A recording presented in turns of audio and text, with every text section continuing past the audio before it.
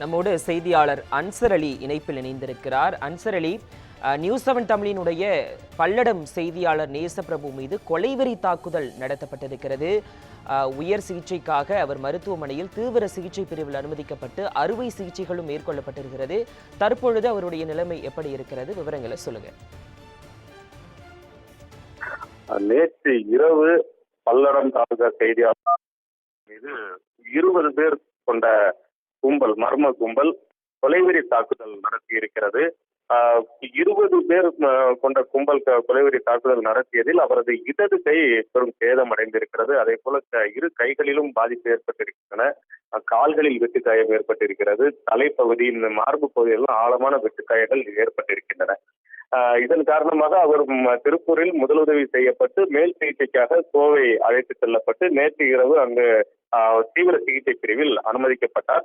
அவருக்கு அறுவை சிகிச்சை நடத்தப்பட்டு வருகிறது. ஏராளமான ரத்தம் 6 பாட்டில்களில் ரத்தம் நேற்று இரவு முதல் ஏற்றப்பட்டுக் கொண்டிருக்கிறது. இந்த சம்பவத்தை கண்டித்து பல்வேறு அமைப்புகளும் அரசியல் கட்சி தலைவர்களும் மாவட்ட வாரியாக பத்திரிகையாளர் சங்கங்களும் கண்டனங்களை பதிவு செய்து வருகிறார்கள். சென்னையிலும் சென்னை பத்திரிகையாளர் சங்கம், மாற்றத்திற்கான ஊடகவியலாளர் சங்கம், உழைக்கும் பத்திரிகையாளர் சங்கம், தமிழ்நாடு யூனியன் ஆஃப் ஜேர்னலிஸ்ட் உள்ளிட்ட அமைப்புகள் கண்டனங்களை பதிவு செய்து வருகிறார்கள். தொடர்ந்து ஒரு செய்தியாளர் தாக்கப்படுவதற்கு காவல்துறையினரின் அலட்சியமும் ஒரு காரணமாக இருந்திருக்கிறது என்பதையும் பதிவு செய்து வருகிறார்கள். நேசப்பிரபுவை பொறுத்தவரையில் மக்கள் பிரச்சனைகளை முன்னின்று துடிப்புடன் செய்தியாக வழங்குபவர், சமூக விரோத செயல்களையும் செய்தியாக தொடர்ந்து வழங்கி வருபவர், துடிப்புடன் களத்தில் இருக்கக்கூடிய செய்தியாளர் அவர். சமரசம் இல்லாமல் செய்தி வழங்கக்கூடிய நபராக இருந்ததால் அவருக்கு அச்சுறுத்தல் ஏற்பட்டிருக்கிறது. உடனடியாக அவர் நேற்று காலை முதலே இவரை தொடர்ந்து கண்காணித்து வந்திருக்கிறார்கள், நோட்டமிட்டு வந்திருக்கிறார்கள்.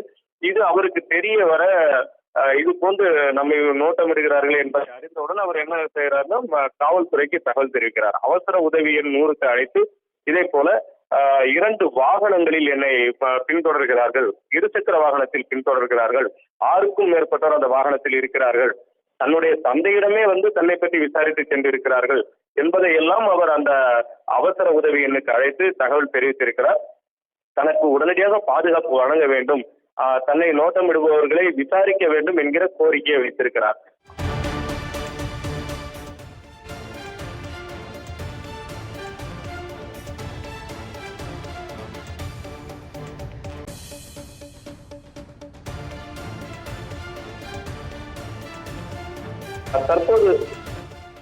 தற்போது நம்முடன் காங்கிரஸ் கட்சியின் சட்டமன்ற குழு தலைவர் செல்வ பெருந்தகை இணைப்பில் இணைந்திருக்கிறார். சார் வணக்கம்.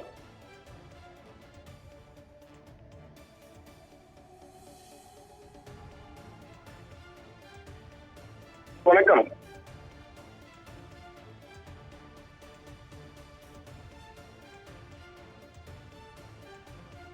சார், இணைப்புல தான் இருக்கீங்க. செல்வ பெருந்தகை சார்.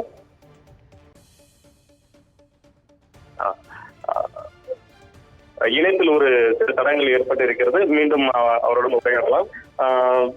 நாம் ஏற்கனவே தெரிவித்தது போல நேசப்பிரபு வந்து துடிப்புடன் செயல்படக்கூடியவர் என்பதால் அச்சுறுத்தல் இருந்திருக்கிறது. அவசர உதவி எண்ணுக்கும் அழைத்து தகவல் தெரிவித்திருக்கிறார். கிட்டத்தட்ட 4 மணி நேரம் தன்னுடைய உயிருக்கு அச்சுறுத்தல் இருப்பதை அவர் தொடர்ந்து பதிவு செய்து வந்திருக்கிறார். காவல்துறையினர் அவர் பேசிய ஆடியோக்களும் வெளியாகி இருக்கின்றன. நாம் தொடர்ந்து அதையும் பதிவு செய்து வருகிறோம். ஒவ்வொரு முறை அழைத்து தகவல் தெரிவிக்கும் போதும் யார் வந்திருக்கிறார்கள், அவர்கள் என்ன நிற வாகனங்களில் வந்திருக்கிறார்கள், வாகன எண் என்ன உள்ளிட்ட கேள்விகளை தொடர்ந்து காவல்துறையினர் கேட்டுக்கொண்டே இருக்கிறார்கள். ஆனால் அவருக்கு பாதுகாப்பு வழங்குவது தொடர்பாகவோ அல்லது பின்தொடர்பவர்களை விசாரணை செய்ய வேண்டும் என்ற அடிப்படையிலோ அவர்கள் எந்த நடவடிக்கையும் எடுக்கவில்லை. இந்த அலட்சியம்தான் நேசப்பிரபு தாக்கப்படுவதற்கு முக்கிய காரணமாக அமைந்திருக்கிறது.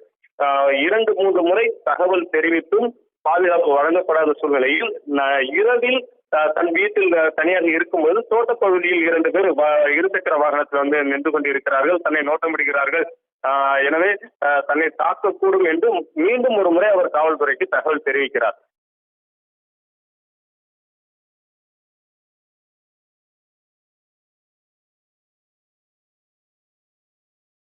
அதன் பிறகுதான் இந்த தாக்குதல் நடந்திருக்கிறது. தற்பொழுது நம்முடன் காங்கிரஸ் கட்சியின் சட்டமன்ற குழு தலைவர் செல்வ பெருந்தகை இணைந்திருக்கிறார். சார் வணக்கம். வணக்கம். வணக்கம்ங்க. வணக்கம். காலையில் திருப்பூர் மாவட்டம் பல்லடத்துல நம்ம செய்தியாளர் நேசப்பிரபு கொடூரமாக தாக்கப்பட்டிருக்கிறார். இந்த சம்பவம் தொடர்பாக உங்களது கண்டனங்களை நீங்க பதிவு செய்யலாம். இல்ல, காலையில இந்த செய்தி கேள்விப்பட்ட உடனே திரு நேசகுமார் அவர்கள் கொலை முயற்சி செய்திருக்கிறார்கள், அவரை கொல்ல முயற்சி செய்திருக்கிறார்கள், குண்டர் படையால் தாக்கப்பட்டிருக்கிறார்கள். இது மிகவும் வன்மையாக கண்டிக்கத்தக்கது.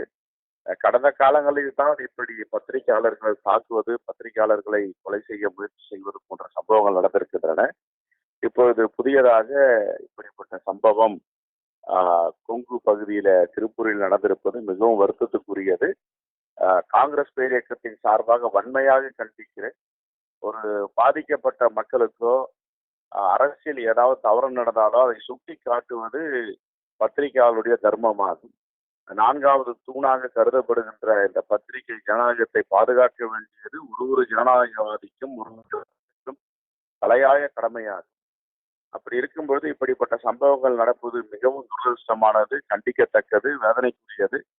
இதை உடனே நம்முடைய தமிழ்நாடு காவல்துறை யார் இதற்கு உண்மையான குற்றவாளிகள், பின்புலமாக யார் இருந்தார்கள், எதற்காக இப்படிப்பட்ட கொலை வெறிய தாக்குதல் நடத்தப்பட்டது என்பதை கண்டறிந்து நாட்டு மக்களுக்கு தெரியப்படுத்த வேண்டும்.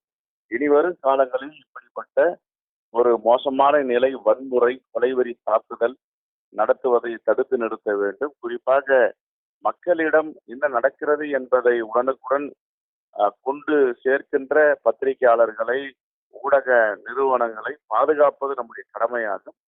இது உண்மையிலேயே மிகவும் வருத்தத்துக்குரியது, கண்டிக்கத்தக்கது. மீண்டும் ஒரு முறை வன்மையாக இந்த சம்பவத்தை நான் கண்டிக்கிறேன். காங்கிரஸ் பேரியக்கத்தின் சார்பாக தமிழக முதலமைச்சருடைய கவனத்திற்கும் இந்த செய்தியை கொண்டு செல்வேன். உடனடியாக நடவடிக்கை எடுக்க வேண்டும். எதற்காக இந்த சம்பவம் நடந்தது, ஏன் நடந்தது, எதற்காக இந்த கொலைவெறி தாக்குதல், இது பின்புலமாக யார் இருக்கிறார்கள் என்பதையெல்லாம் கண்டறிந்து உண்மையை கொண்டு வர வேண்டும் என்பதுதான் எங்களுடைய கோரிக்கை. நன்றி. இணைப்பில் கருத்துக்களை பகிர்ந்து கொண்டமைக்கு நன்றி. பொதுவாக 4ஆம் தூண் என்று அழைக்கப்படக்கூடிய பத்திரிகையாளர்களின் பாதுகாப்பு கேள்விக்குறியாகி இருப்பது மிகவும் துரதிருஷ்டமான ஒரு விஷயம். இதற்கு காங்கிரஸ் பேரியக்கத்தின் சார்பில் அவர் வன்மையான கண்டனங்களை தெரிவித்திருக்கிறார். தொடர்ந்து நாம் பேசலாம். ஏற்கனவே நம்ம தெரிவித்தபடி காவல்துறையினர் கிட்டத்தட்ட 4 மணி நேரம் நேசப்பிரபுவின் அந்த கோரிக்கையை, கூக்குரலை கேட்காததன் விளைவாகத்தான் நேசப்பிரபு இப்படி ஒரு நிலைமைக்கு தள்ளப்பட்டிருக்கிறார். கிட்டத்தட்ட அவரது இடது கை முற்றிலுமாக சேதமடைந்து எலும்புகள் நொறுங்கி இருக்கக்கூடிய சூழலில் மருத்துவமனையில் அவசர சிகிச்சை பிரிவில் அனுமதிக்கப்பட்டு அறுவை சிகிச்சை மேற்கொள்ளப்பட்டு வருகிறது. ஒரு செய்தியை, மக்களுக்கு தேவையான செய்தியை வெளியிட்டால் அவரது உயிருக்கு அச்சுறுத்தல் என்பது மிகவும் துரதிருஷ்டமான விஷயமாக பார்க்கப்படுகிறது. குறிப்பாக இந்த தகவலை காவல்துறையினருக்கு தெரிவித்த பிறகும் கூட அவருக்கு பாதுகாப்பு வழங்க முடியாதது ஒரு கேள்விக்குறியை எழுப்பி இருக்கிறது. காவல்துறையினர் மக்களின் பாதுகாப்பை உறுதி செய்ய வேண்டும். ஆனால் முழுமையாக தகவல்களை அவர் தொடர்ந்து பதிவு செய்து வந்திருக்கிறார். தன்னை பின்தொடர்பவர்களின் அடையாளங்களையும் தெரிவித்திருக்கிறார். 2 வாகனங்கள் நம்பர் பிளேட் இல்லாமல் தன்னை பின்தொடர்கின்றன. 2 சக்கர வாகனத்தில் வந்தவர்களும் ஹெல்மெட் அணிந்திருக்கிறார்கள், நம்பர் பிளேட் இல்லை, தன்னை தொடர்ந்து வருகிறார்கள். பச்சை நிற வாகனத்தில் வந்திருக்கிறார்கள், கருப்பு நிற 2 சக்கர வாகனத்தில் வந்திருக்கிறார்கள் என்று தொடர்ந்து ஒவ்வொரு முறை காவல்துறையினர் கேட்கும் பொழுதும் அந்த தகவலை நேசப்பிரபு பகிர்ந்து கொண்டே இருந்திருக்கிறார். இரவு 8:30 மணிக்கு மேல் அவரது வீட்டில் அவர் இருக்கும் பொழுது தோட்டப்பகுதியில் நோட்டம் விட்டு இருக்கிறார்கள். அதையும் அவர் உடனடியாக காவல்துறையை அழைத்து தெரிவிக்கிறார். சார், எனக்கு பாதுகாப்பு கொடுங்க அப்படின்னு கெஞ்சுற அந்த ஆடியோக்கள் எல்லாம் நம்ம கேட்டோம். அதன் பிறகு இங்கு தனியாக இருந்தால் ஆபத்து வந்துவிடும் என்பதை உணர்ந்து அவர் மக்கள் நடமாட்டம் உள்ள பகுதிக்கு செல்ல வேண்டும் என்று தனது காரில் புறப்பட்டு அருகாமையில் இருக்கக்கூடிய உணவகங்கள், பெட்ரோல் பங்குகள் இருக்கக்கூடிய அந்த பகுதிக்கு செல்கிறார். அங்கு சென்று அங்கும் காவல்துறையினரை அழைத்து அவர் பதிவு செய்கிறார். நான் இந்த மாதிரி இந்த இடத்துக்கு வந்திருக்கிறேன், மக்கள் இருக்கிற இடத்துக்கு வந்திருக்கிறேன், இவங்க என்னை பின்தொடர்ந்து வந்திருக்காங்க, இங்க நிக்கிறாங்க, இந்த சாலைகள்ல அவருக்கு இங்க பயணம் பண்ணியிருக்காங்க, சிசிடிவி பாத்தீங்கன்னா உங்களுக்கு தெரியும், இந்த ஹெல்மெட் அணிந்து என்னை பார்த்துக்கிட்டு இருக்காங்கன்னு தொடர்ந்து ஒரு பதிவு பண்றாரு. அப்போ கூட நீங்க சேஃபா எங்கேயாவது போய் உட்காந்துருங்க அல்லது காவல் நிலையத்துக்கு வாங்க அப்படின்னு சொன்னா அவர் என்ன சொல்றாருன்னா, என்னால எங்கேயும் நகர முடியாது, வந்தா ஏதாவது ஆபத்து வந்துடும் அப்படின்னு தெரிவித்த பிறகும் கூட காவல்துறை இருக்கிறது. இந்த தகவலை அவர் பதிவு செய்து கொண்டிருக்கும் பொழுது 5 வாகனங்களில் அவரை சுற்றி வளைக்கிறார்கள். அதையும் அவர் பதிவு செய்கிறார். 5 வாகனங்களில் வந்து விட்டார்கள், மிகவும் மோசமான சூழலாக இருக்கிறது என்பதை பதிவு செய்து கொண்டே அருகாமையில் இருந்த அந்த பெட்ரோல் பங்க் அந்த நிலையத்திற்குள் சென்று அங்கு இருக்கக்கூடிய கண்ணாடி அறையை பூட்டிவிட்டு தன்னை பாதுகாக்க முயற்சி செய்திருக்கிறார். ஆனால் அந்த கொலைவெறி கும்பல், மர்ம கும்பல் கண்ணாடிகளை எல்லாம் உடைத்து நேசப்பிரபுவை வெளியே இழுத்து சரமாரியாக அரிவாளால் வெட்டி இருக்கிறார்கள். அரிவாளால் வெட்டியவுடன் அங்கு கூட்டம் ஜன நடமாட்டம் இருந்து உடனடியாக சென்று விடுகிறார்கள். நேசப்பிரபுவை மீட்டு மருத்துவமனைக்கு அங்கு இருந்த பொதுமக்கள் பின் அனுப்புகிறார்கள். பிறகு காவல்துறை வருகிறது. முதலுதவி சிகிச்சை வழங்கப்பட்டு கோவை மருத்துவமனைக்கு அவர் உயர் சிகிச்சைக்காக அனுப்பி வைக்கப்பட்டிருக்கிறார்.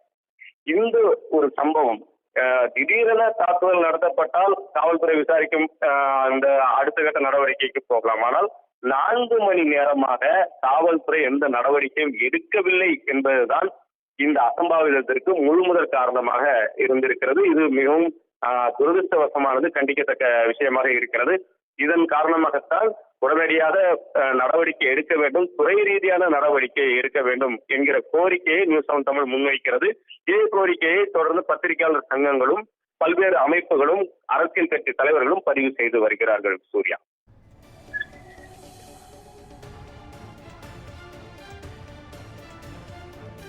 அன்சர் அலி, தனக்கு கொலைவெறி, தனக்கு பயம் இருக்கிறது, தன்னை நபர்கள் நோட்டமிட்டு கொண்டிருக்கிறார்கள், தனக்கு ஆபத்து இருக்கிறது என்று செய்தியாளர் நேசப்பிரபு காவல்துறையினரிடம் ஏற்கனவே தெரிவித்திருந்தார்.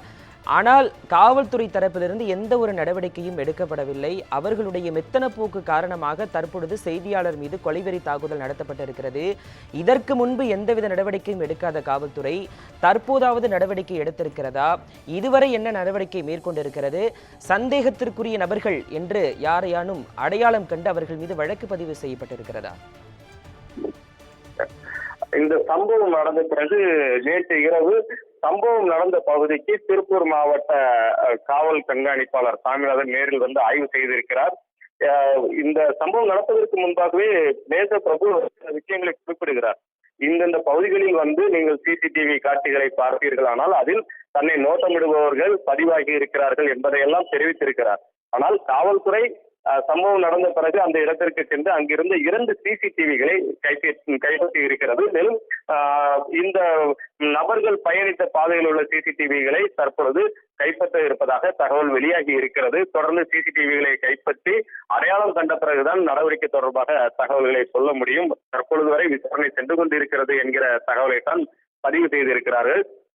இதிலும் பொறுமை என்னவென்றால் நேற்று இரவு தாக்கப்பட்ட நேசப்பிரபு மருத்துவமனையில் முதலுதவி சிகிச்சை பெற்று கோவை மருத்துவமனைக்கு அனுப்பி வைக்கப்பட்ட பின்னர் கிட்டத்தட்ட 2.5 மணி நேரத்திற்கு பிறகுதான் காவல்துறை மருத்துவமனைக்கு வந்து விசாரிக்கிறது. அதுவரை என்ன அவர் ஏற்கனவே தனது உயிருக்கு ஆபத்து என்பதை தெரிவித்திருந்தார். அந்த விஷயங்களை கூட அவர்கள் பரிசீலிக்காததன் விளைவுதான் இந்த சம்பவம் அரங்கேறி இருப்பது. அதன் பிறகுதான் வந்து விசாரித்திருக்கிறார்கள். உடனடியாக நடவடிக்கை எடுக்கவில்லை என்பதை விடுத்து ஆரம்பத்திலேயே முன்னெச்சரிக்கை நடவடிக்கைகளை அவர்கள் கையாண்டிருந்தால் நேசப்பிரபுவுக்கு இப்படி ஒரு நிலைமை ஏற்பட்டிருக்காது என்பதுதான் மிகப்பெரிய கண்டனத்திற்குரிய விஷயமாக பார்க்கப்படுகிறது. சூர்யா,